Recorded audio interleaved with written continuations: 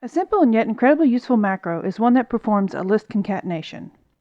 This will take a list of items, usually from a row or a column, and will join them together into a single string. We can also take from multiple columns or rows. Using VBA, we can add other characters or words to a string as we loop through each item. These items can be combined to make a comma-separated list, or enclose each item in quotation marks, and even add in parentheses where needed. It can create parts of an SQL clause, including the names of the fields in a database and the leading keywords. All these can also be turned into modules that will allow them to be used in larger macros. And of course, we will take into account user error and irregular data. Using the mock data from Project 1, we can use this unique list of customer numbers to create our concatenated string. We will start with the simplest macro, concatenating the items in this list and separating them with a single space. We will start with a public subroutine that we will call special concatenation values only. And we're going to use a for each loop. So we will need a variable for the last row, a variable to hold the strings we are creating, a variable for the range of our for each loop, and a variant for the values we are looping through.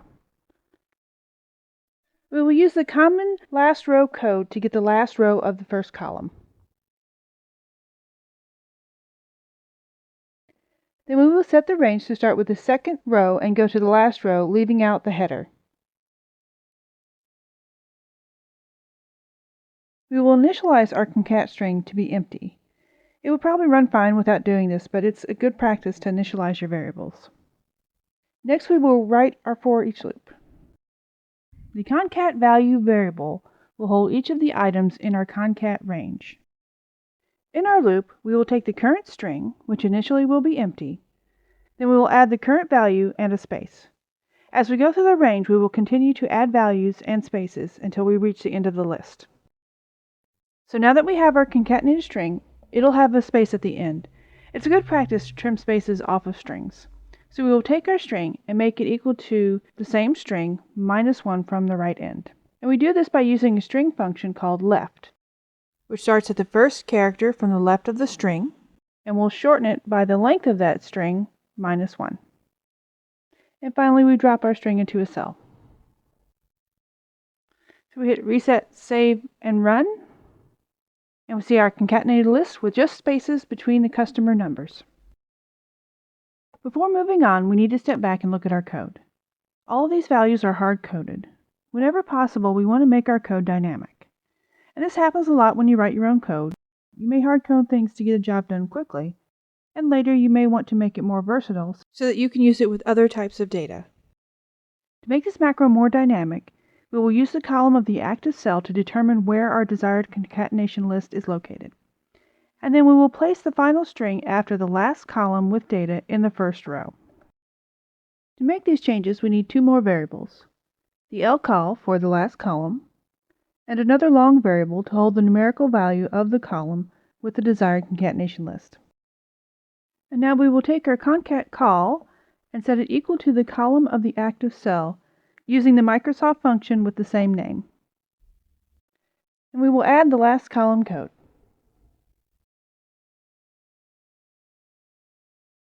We want to take all the values from the active column, so we will set the column number in our last row code to concat call.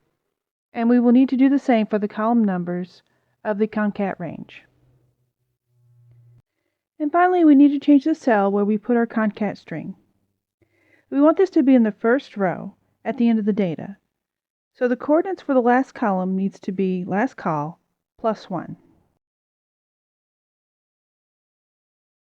So now we'll run this, and we see that all of our customer numbers have been concatenated into a single string separated by a space.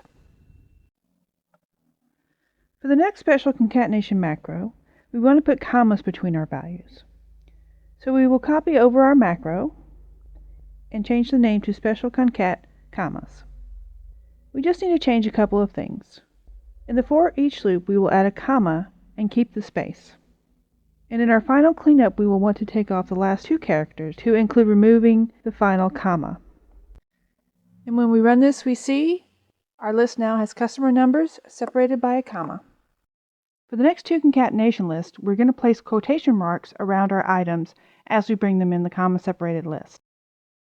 So first we're going to copy over the comma-separated list and rename it Special Concat Single Quotes. Because of the way Excel uses quotation marks in the VBE, we're going to have to approach these two concatenation lists a little differently.